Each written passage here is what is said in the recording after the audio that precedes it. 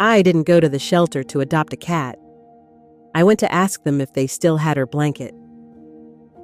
It was early March in Chicago, the kind of gray, slushy in-between that pretends it's not winter, but still bites at your fingers when you fumble with keys. My apartment overlooked an alley that collected more wind than sun, and the windows rattled every time the trains passed. I'd lived there 6 years.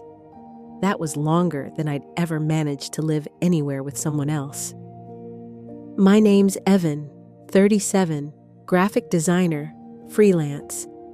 I work from home, mostly in sweatshirts, often in silence. Last year, my fiancé and I broke off the engagement. No drama, just a quiet unraveling. We were supposed to get a cat together after the wedding. She picked out the name, Hazel, after her grandmother and also the color of her eyes. But we never got the cat. 3 months ago, I started volunteering at the West Side Animal Shelter. One of those accidental, I'll just help over the holidays things. Turns out, folding blankets and cleaning litter boxes was more therapeutic than therapy. No one expects you to explain your grief when you're holding a bag of dry food in one hand and a dustpan in the other. The animals don't ask questions. They just are. There was one room I never went into much. Room C, the senior cats. It always felt heavier in there. Like time itself was quieter. Then one Thursday, I remember because it snowed, soft and heavy like ash. I was filling the water bowls when I noticed her. She was the only cat not meowing, not pacing, not batting a toy. She just sat on the middle shelf in the back corner of the room, cream-colored with flecks of gray, one torn ear like a folded page in a book. Her eyes, God, her eyes, amber and bottomless, like she'd lived through something she didn't talk about.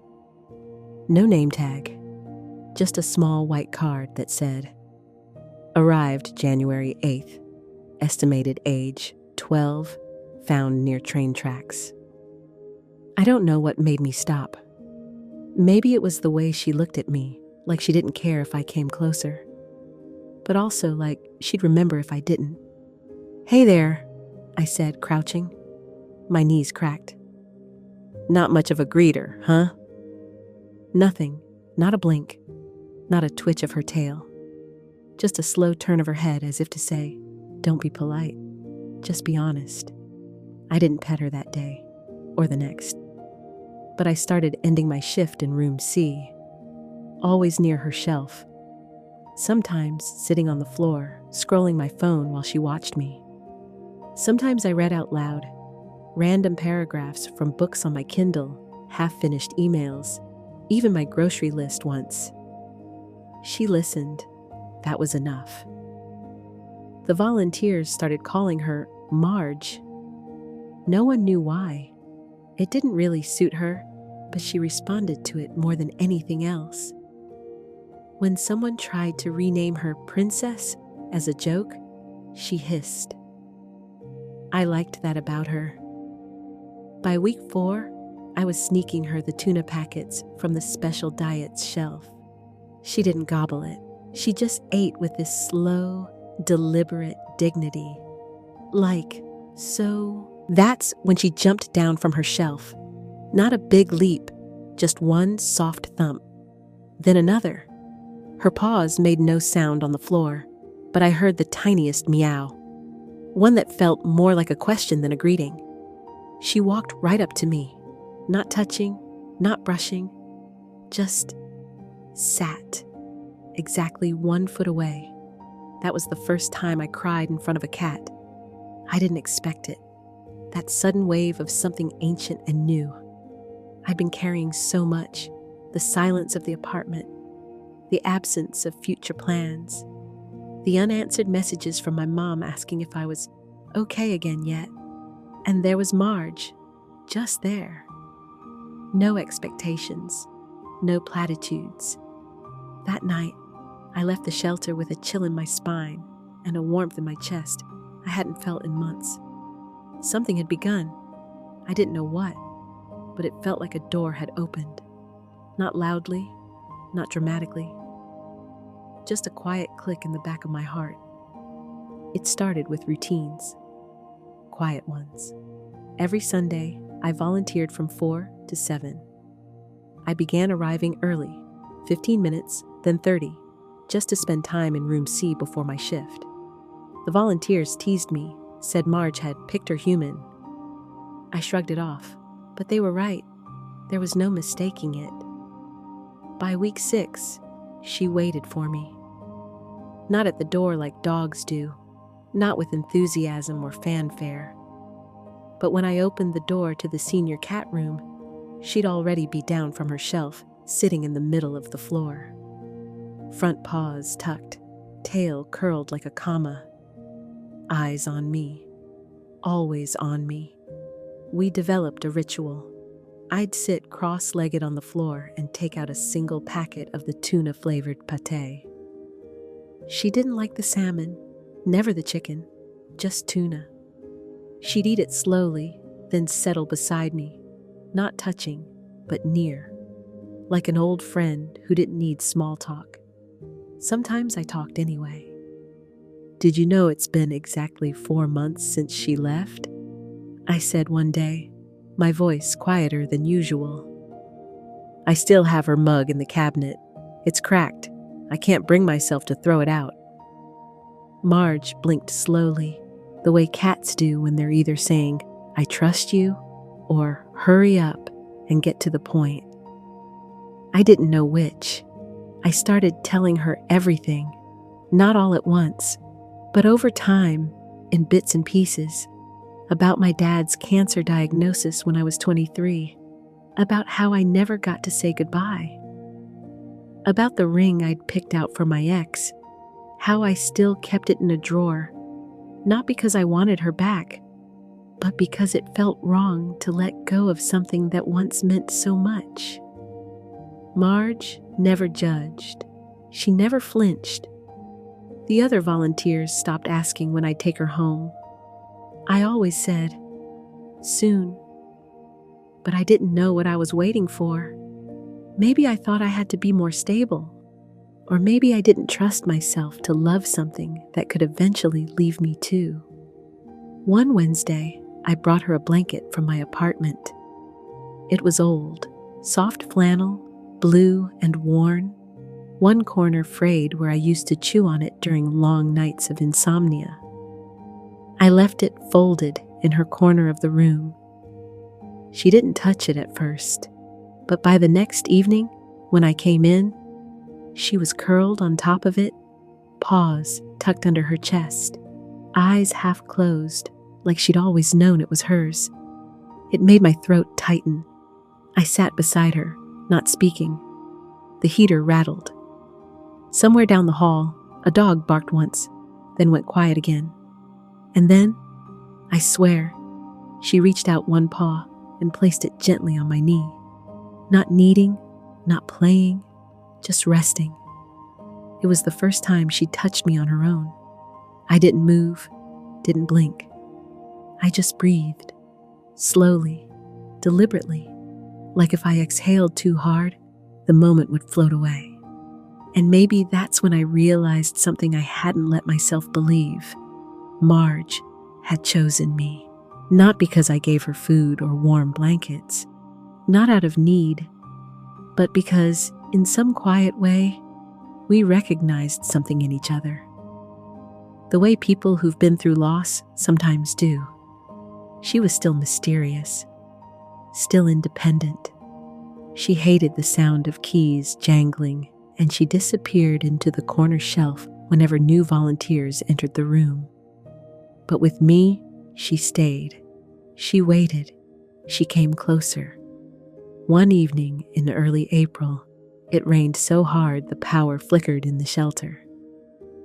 The fluorescent lights buzzed, then blinked out for a few seconds. A few of the cats meowed anxiously. Not Marge. She walked over to me, sat in my lap for the first time, and looked up at the ceiling as if watching for lightning. Her body was warm and heavier than I expected. Her fur smelled faintly like the cedar shavings they used in the shelter's toy baskets. I remember thinking, I don't want to go home without her, but I didn't say it out loud. Not yet. The next week, she started something new. At exactly 8:17 p.m. I know the time because I checked my watch. She'd meow. Just once. Software short, director. The first time, I thought it was random. The second time, I laughed. "You're punctual," I said. The third time, I looked it up. Cats meow at consistent times when they associate it with something. Feeding, attention, a door opening. But I never fed her at 8:17. I never left at that time. Nothing happened, at least not that I could see. I mentioned it to the shelter manager. "Maybe she's remembering something," they said. "Sometimes the older ones, they keep time in ways we don't get." That night, I stayed late. 8:17 came. She meowed, walked in a circle, sat by the door, stared. She wasn't asking to leave. She was showing me something, but I didn't know what. Not yet. I don't know what made me do it. Maybe it was the consistency. The way she sat by the same corner, let out the same soft meow, and then did nothing. Just watched. Waited. Maybe it was how she sometimes looked behind her after that single meow, like someone was supposed to answer. Like she wasn't calling me.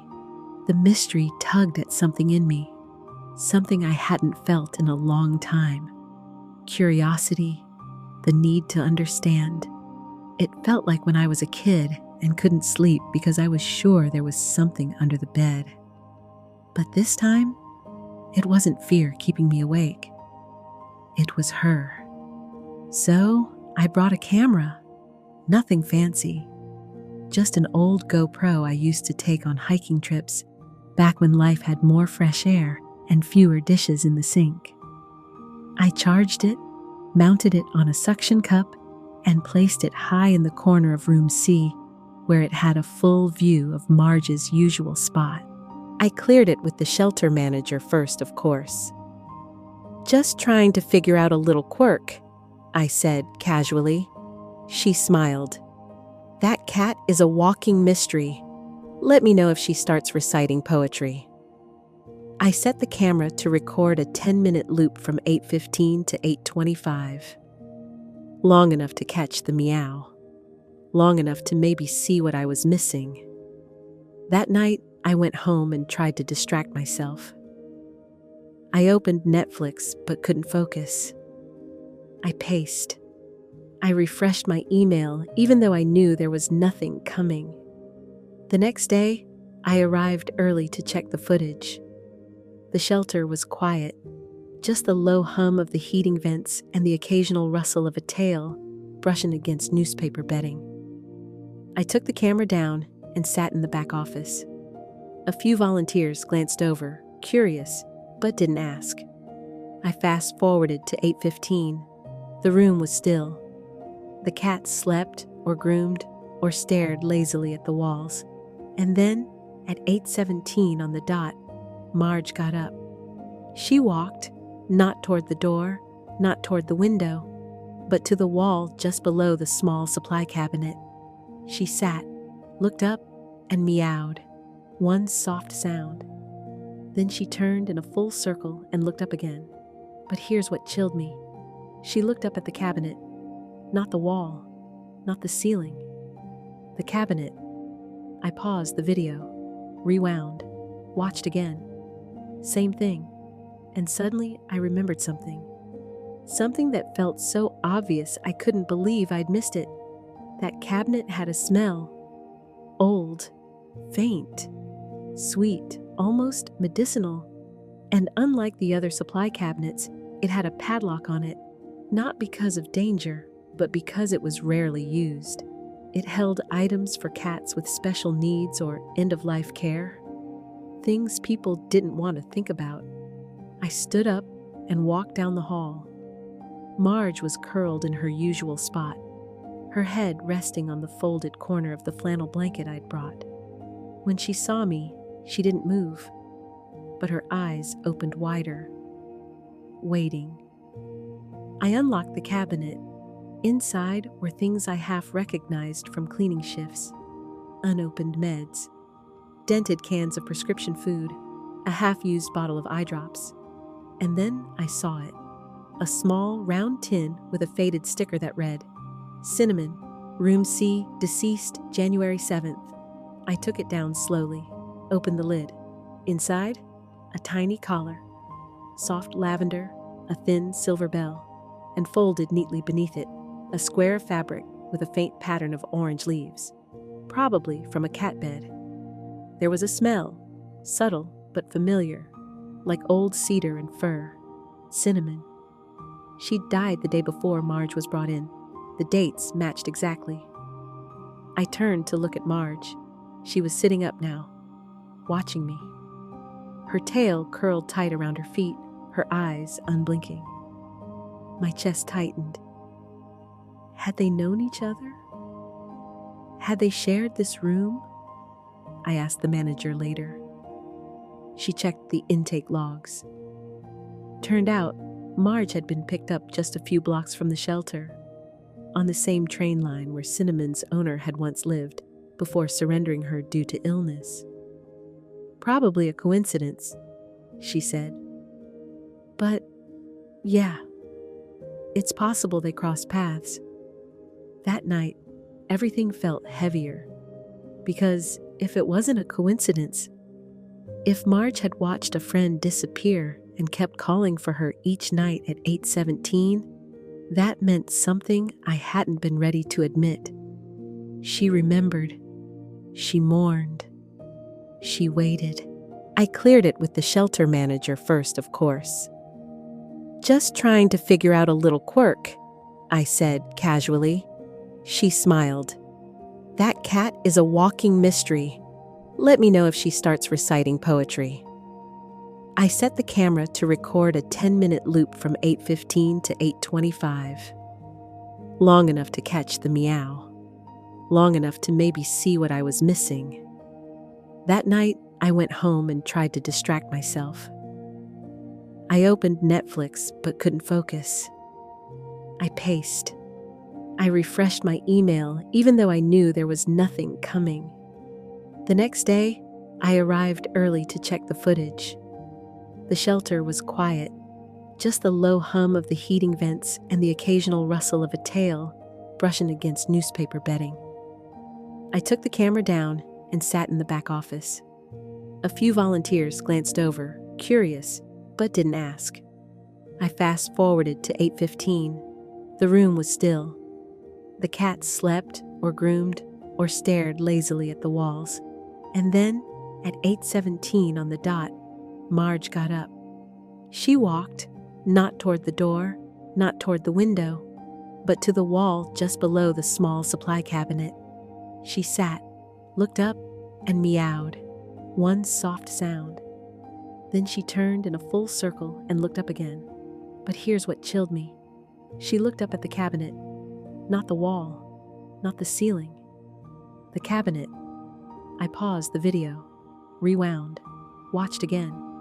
Same thing. And suddenly I remembered something. Something that felt so obvious I couldn't believe I'd missed it. That cabinet had a smell. Old, faint, sweet, almost medicinal. And unlike the other supply cabinets, it had a padlock on it, not because of danger, but because it was rarely used. It held items for cats with special needs or end-of-life care. Things people didn't want to think about. I stood up and walked down the hall. Marge was curled in her usual spot, her head resting on the folded corner of the flannel blanket I'd brought. When she saw me, she didn't move, but her eyes opened wider, waiting. I unlocked the cabinet. Inside were things I half recognized from cleaning shifts: unopened meds, dented cans of prescription food, a half-used bottle of eye drops. And then I saw it. a small, round tin with a faded sticker that read, Cinnamon, Room C, deceased January 7th. I took it down slowly, opened the lid. Inside, a tiny collar, soft lavender, a thin silver bell, and folded neatly beneath it, a square of fabric with a faint pattern of orange leaves, probably from a cat bed. There was a smell, subtle but familiar, like old cedar and fir. Cinnamon. She'd died the day before Marge was brought in. The dates matched exactly. I turned to look at Marge. She was sitting up now, watching me. Her tail curled tight around her feet, her eyes unblinking. My chest tightened. Had they known each other? Had they shared this room? I asked the manager later. She checked the intake logs. Turned out, Marge had been picked up just a few blocks from the shelter, on the same train line where Cinnamon's owner had once lived before surrendering her due to illness. Probably a coincidence, she said. But, yeah, it's possible they crossed paths. That night, everything felt heavier, because if it wasn't a coincidence, if Marge had watched a friend disappear and kept calling for her each night at 8:17, that meant something I hadn't been ready to admit. She remembered. She mourned. She waited. And suddenly, I wasn't so sure I deserved her yet, because I'd left. I'd hesitated. I'd sat in her presence for weeks, but still gone home to my quiet apartment, convincing myself I was not ready. What if she thought I was another person who would just vanish? What if she was braver than me? The next few nights, I couldn't sleep. I kept replaying the footage. The way she meowed just once toward the cabinet. The way she didn't expect anything, but still hoped. The way she carried her grief not loudly, not dramatically, but in routine, in silence. And I thought about myself, how I'd been doing the same, going through motions, telling stories, holding back. Then, that Saturday, something happened I didn't expect. I arrived late, got stuck in traffic behind a stalled train. By the time I walked into room C, it was already 8:22, and there was Marge, sitting exactly where she always sat, staring at the cabinet. She turned when I walked in, slowly. She didn't meow. She didn't blink. She just stood, walked toward me, and did something she'd never done before. She brushed against my leg, and in that moment, I knew she'd been waiting for me too. I took her home the next day, not because I'd finally made a rational decision, not because I had a long-term plan, but because I could not. Some part of me had been waiting for her to leave room C on her own, to make it obvious. But that's not how cats work. Not the old ones. Not the ones who've seen things, who've lost things. They don't leap into your arms. They wait to see if you'll show up again, and again, and again. I signed the paperwork with a pen that didn't quite work. Marge sat in the carrier at my feet, not a single sound, not a protest, just her quiet, constant presence. The volunteer helping me, Lisa, I think her name was, told me she'd waived the adoption fee. Honestly, she said, smiling softly, she adopted you weeks ago. I carried the carrier out into the cold Chicago air. Snow was falling again, soft, slow flakes that melted the second they touched pavement. Marge shifted once inside the crate, pressed her body low and wide like she was bracing for something. I whispered, "We're going home." She didn't meow, but she looked up at me, one long, slow blink. The apartment was quiet when we arrived. Of course it was. It had been too quiet for too long. I set the carrier down in the middle of the living room, opened the door, and stepped back. Let her decide. I didn't say anything. I just sat on the couch and waited. It took her 15 minutes. First, she poked her nose out, then one paw, then all of her, inch by inch. She didn't rush. She walked the perimeter of the room like she was memorizing the borders. Then she sat, facing me. I held out my hand, palm open. She didn't come to me. Instead, she walked to the window, jumped onto the sill, looked out. Her ears flicked as the train passed, and I swear her whole body softened, like she'd made peace with something. Later that night, I unpacked the blanket I'd brought her at the shelter, spread it out on the corner of the couch. She curled onto it without hesitation. That was our first night together. No drama, no sudden breakthroughs. Just a soft sigh, a curled tail, and the subtle sound of a second heartbeat in the apartment. And then 8:17 came. I'd forgotten the time. I'd been washing dishes when I heard it. One small meow. I froze, turned. She was sitting by the wall near the bookshelf, looking up. Not at anything, just up, waiting. I knelt beside her, rested a hand gently on her back. "I know," I whispered. "I miss people too." She leaned into my touch, barely, just enough to say she heard me.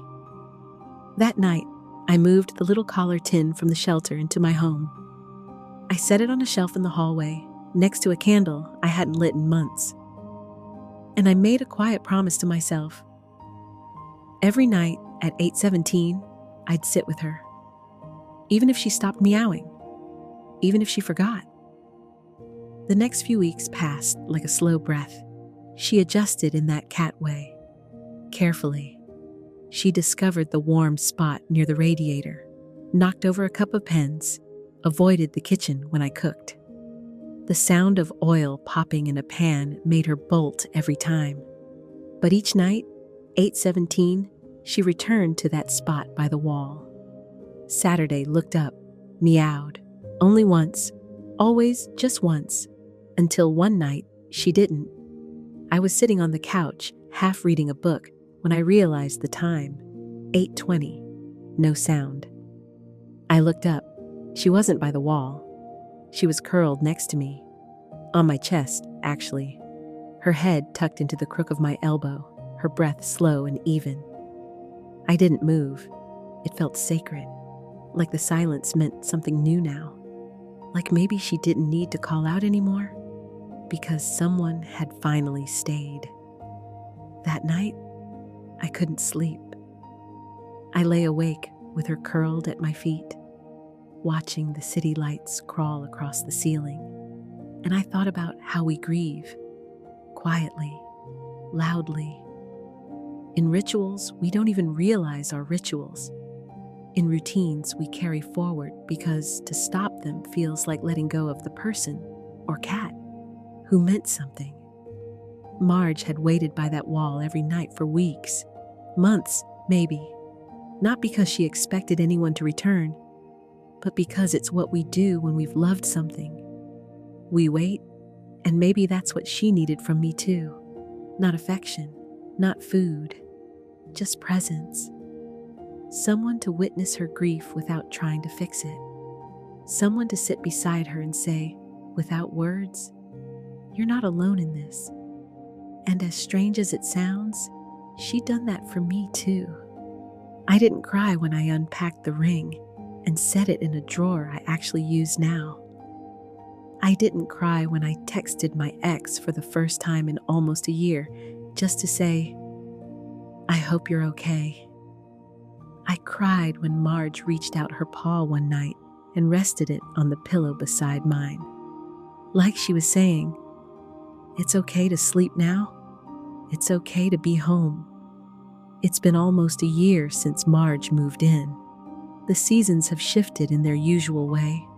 Snow given way to muddy spring, then summer's heat baking the sidewalks, and now the first yellow leaves litter the ground outside my window. But some things have stayed the same. Every night at exactly 8:17, She meows, just once, softly, as if marking a moment only she understands. I don't always watch. Sometimes I'm reading or distracted by work emails or pacing through the apartment trying to figure out what the next step of life looks like. But Marge always does it. It's a quiet ritual, a small thread that connects now to then. I think about that night in the shelter when I first saw her sitting alone on the floor, waiting. I think about the cabinet with the tiny collar and the fading scent of cinnamon. I think about how grief can be a shared language, even between cats who barely know each other.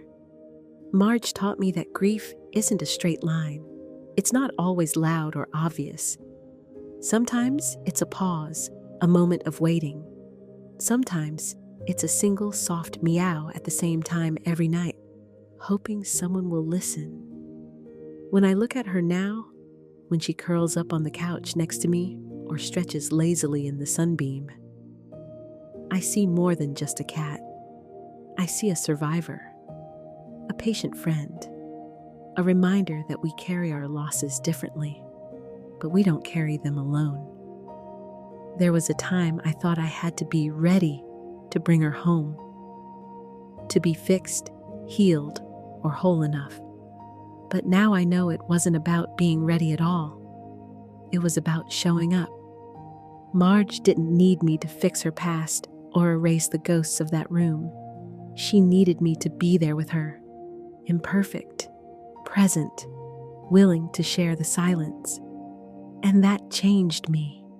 In the quiet hours, when the world felt too much or too empty, I found a kind of peace I hadn't expected. Love isn't always loud. Sometimes it's a single meow. Sometimes it's the slow, steady beating of two hearts learning to live with loss. The collar from that tin sits on the shelf by the window now, next to a photo of my dad and a stack of books I haven't finished reading. It reminds me to hold space for what was, what is, and what might still come. Marge doesn't meow every night anymore. Sometimes she just looks up at the clock or nudges my hand with her head. And I smile, because we both know the story. Loss is a language of waiting, but waiting doesn't mean giving up.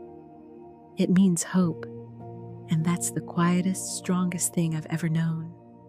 In a world that often rushes past grief, sometimes the greatest gift is simply to wait and to be waited for.